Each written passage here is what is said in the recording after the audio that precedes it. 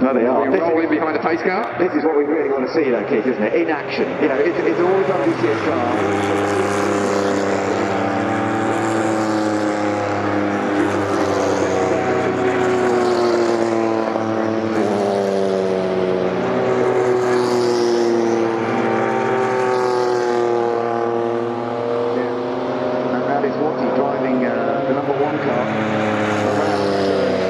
The man who raced the 956 and 962 back in the day, and that success I mentioned at Fuji didn't quite work.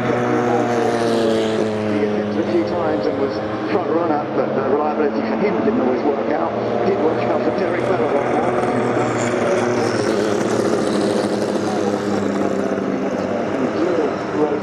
But I do hope that he's enjoying being back out in the car. It must be an amazing experience. And just look at that.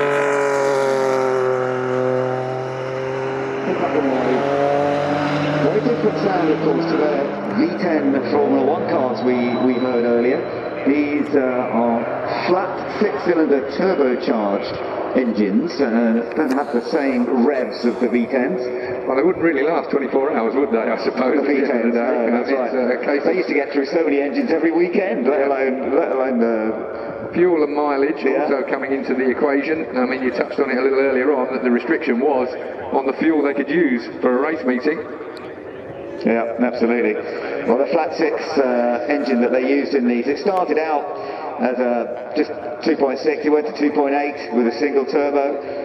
Then they went to 2.8, 3.0, and eventually to a 3.4 litre. The latest 962s had a 3.4 litre engine with twin turbos, and obviously built up the speed and kept the fuel economy that they needed for the rules. So it was clever stuff. Here we go, cross the line they come. Now we're getting a lovely sound in our function box, aren't we? We are. And we're getting lovely sound.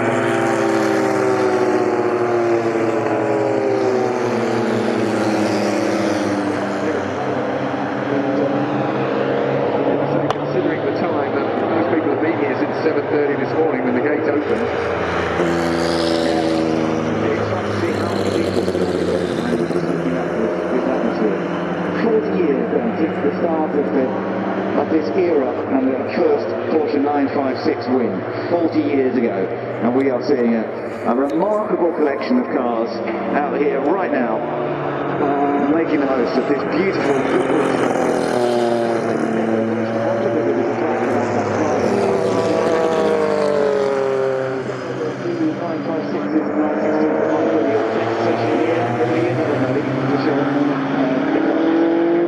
A test track for many race teams who would use it occasionally, but this is just lovely to see them out there. Such great reliability that they had, although we've got one there looking a bit, I better not say that too early. The commentator's curse. Reliability, uh-oh, no, it's going to break down. I wonder, Ben, how slippery they are through the air, these things, because you talked about it earlier on. They've got, downforce-wise, they'd wind it right back for the likes of Le Mans, obviously for some of them, like Jerez or wherever it might be, they'd wind it back up again for there, but they must be, it's all about covering the mileage as economically as you can in as fast as you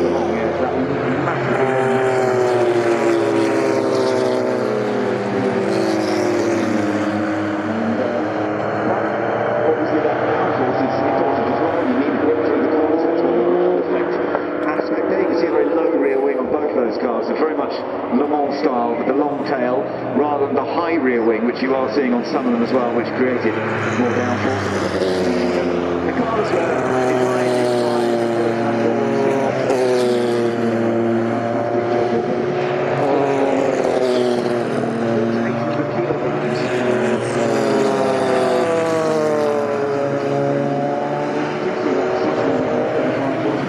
originally, but that went up quite considerably, of course, over the subsequent seasons.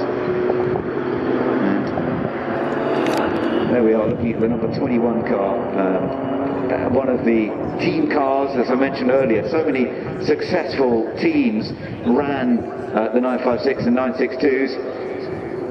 It just squeaks very slightly, you know, when they come through the chicane here, Ben. You could imagine you were at Le Mans through the chicane. Yeah, that's right. It's quite a bit darker here than it may seem on your screen at the moment. And watching them come through here with their headlights on, you can just put yourself in Le Mans. Yeah, I bet many people are feeling much the same, actually, watching these go around.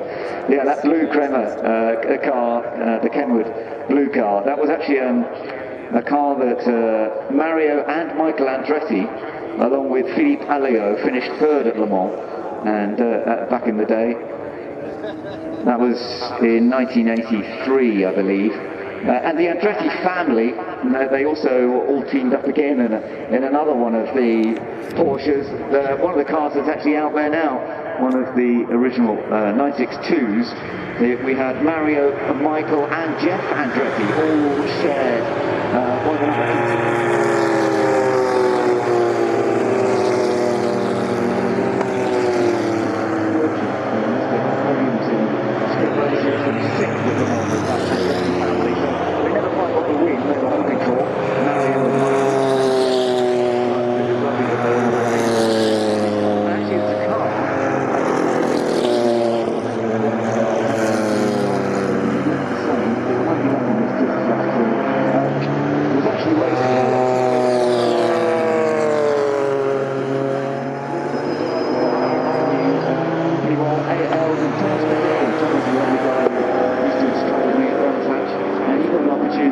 one of the